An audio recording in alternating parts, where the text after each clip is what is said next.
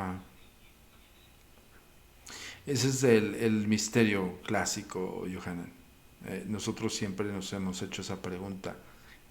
¿Cuál es la energía residual? Hablando de parapsicología o hablando del estudio de las entidades espirituales, más allá de su psicología, ojo, sí creo que tienen una psicología post-mortem. Sí creo que esa psicología es por eso lo que vemos en el ejemplo del metro, de ver esta figura de esa mujer que se arrojaba. Y no era un solo video, eran como 200 de lo mismo. Sí creo que eso a nivel psiqui, a nivel psicológico, se queda con ese bucle. Pero ¿qué hace que la materialización se dé? Que esa es la pregunta clave.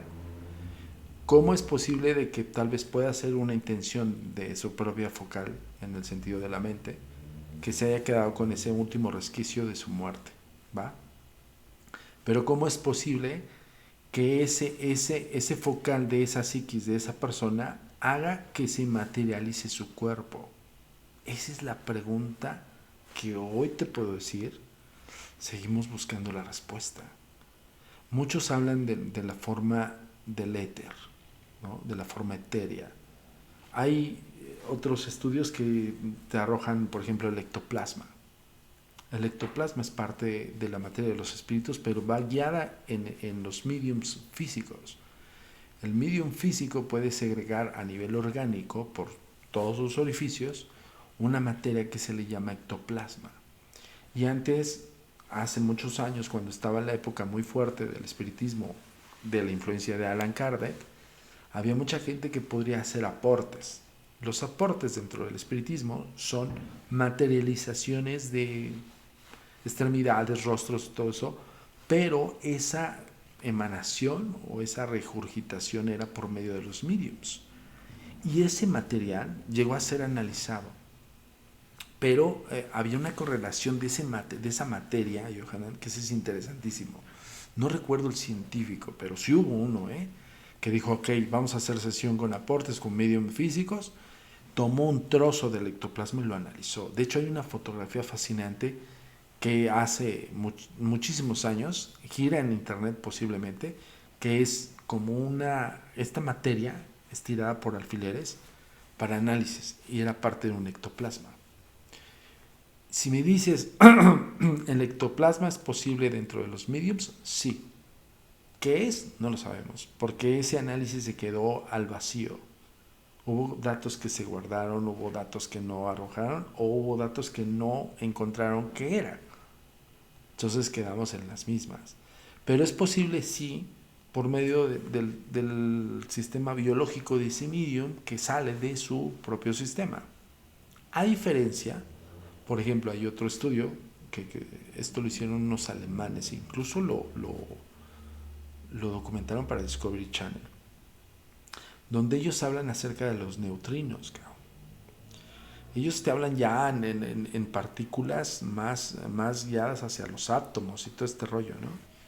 Y ellos decían que los neutrinos eran parte porque como estos como átomos o subátomos, que se llaman neutrinos, textual, existen, coexisten, traspasan la Tierra, traspasan paredes, todo, y ellos decían, es la partícula fantasma. Pero hay quien empezó a hacer como un análisis un poco más alternativo. Y el análisis alternativo hablaba de que posiblemente que esa partícula o esos neutrinos podrían formar parte de la manifestación espiritual. Está descabellado, honestamente, yo sí lo acepto así, pero no está tan alejado de poder inclusive identificar si realmente existe la materia que se pueda videograbar, porque se puede videograbar. Y no solamente videograbar, Johanan, se puede ver, porque hay personas que hay testigos directos donde ven y visualizan. Entonces, ¿cómo podría comprenderse la materia o las moléculas o los neutrinos, los átomos, como quieran verlo, para justo esa retórica, poder ver un espíritu? Y digo, yo te puedo decir de los casos que hemos investigado y las imágenes que hemos recabado, y que hasta el momento no hay una explicación científica. A ver, buen punto. No, cuando nosotros aseveramos que un caso tiene todos los elementos para corresponder a un caso fidedigno, es porque nosotros ya le hicimos las pruebas todas en el área del fenómeno paranormal, parapsicológico, para saber si esto no tiene una explicación científica. Yo lo he dicho siempre, Johanna, todos los que estamos en este medio, tanto tú como nosotros todos, la investigación paranormal, ovni, o como quieran verlo, no es creencia, es investigación. Entonces tienes que hacer un sinfín de comprobaciones, un sinfín de parámetros para justo poder llegar al tema. Un ejemplo que les doy, la monja que pudimos grabar en el convento de Santa Rosa en Puebla, donde el análisis es un cuadro, ojo, no un cuadro de pared, sino son 24 cuadros por segundo, un cuadro, un frame, donde esa imagen está en frame y medio, un cuadro y medio del video. Analizando todo, Yohanan, no encontramos forma, no encontramos ninguna explicación. Lo analizaron expertos en fotografía y video. Incluso nos dijeron ellos, híjole, está casi imposible porque es como superponer una imagen tal vez en un cuadro, sí lo puedes hacer, pero se nota, se ve. O sea, se ve la incrustación, la superposición, todo ese tipo de conceptos de fotografía. Está en un video, está en tiempo real. La diferencia es que solamente el análisis es de un cuadro y medio. Pero en ese cuadro y medio se ve la formación bien definida de una monja con hábito. Y cuando empiezas a decir, ok, no hay una explicación técnica o tecnológica, ¿vale? ¿Por qué en el exconvento de Santa Rosa en Puebla? Porque en el exconvento de Santa Rosa en Puebla hay una historia que radica dentro de la propia exconvento y que está en los anales de ese museo, que hoy es un museo, donde hubo 11 monjas que hicieron un voto de silencio. Y hay sepulcros de esas 11 monjas ahí, o representaciones de sepulcros, posiblemente enterradas, posiblemente no. Para mi punto de vista como investigador es, ok, se ve como monja, estamos en un exconvento, hay una historia de monjas, es una monja. Porque si entramos a las comprobaciones infinitas, Johanna, pues, imagínense si la ciencia es perfectible, imagínense la investigación paranormal.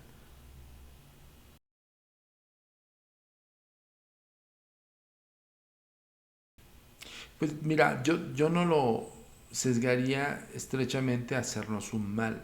Por ejemplo, una persona que vive un fenómeno extraño paranormal, pues no le es cómodo, Yohanan. O sea, ya, aún a pesar de que posiblemente esa entidad espiritual simplemente se haya manifestado porque pues necesitaba decir algo, o en ese momento el receptor, como nosotros denominamos a esas personas, que son los testigos presenciales, en ese momento tuvo la capacidad sensorial para poder divisar algo, ¿no? Pero esa persona no está preparada, no es como nosotros que estamos estudiando todo el tiempo, o que estamos analizando videos, o que estamos investigando casos. Esa persona está ajena a todas esas situaciones. Entonces, para esas personas, pues posiblemente les recaiga en algo nocivo, porque es algo que no puede explicar su mente, es algo que no tiene en absoluto en ese momento que esté preparado para ello, le cae súbitamente, lo puede divisar, lo puede ver, no lo puede analizar porque le empieza a dar miedo. A esa persona cuando tú le preguntas, oye, ¿qué te pasó? Te dice algo terrible, aunque para nosotros sea, ok, es una manifestación, punto, ¿sabes? Entonces, más allá de esperarse a que sea malo, yo creo que es bajo la concepción como empezamos el tema del maligno, es de cada quien. Como habrá personas que también digan, es que yo tuve la oportunidad de ver a mi abuelo o a mi abuela, ¿no? Es posible, pero hay que hacer una discrepancia, Johanan, entre la persona que está sesgada por el vínculo emotivo con su familiar, ahí entra el análisis de la parapsicología nata. A ver, otro ejemplo. La parapsicología no estudia a los fantasmas per se. La parapsicología estudia al individuo.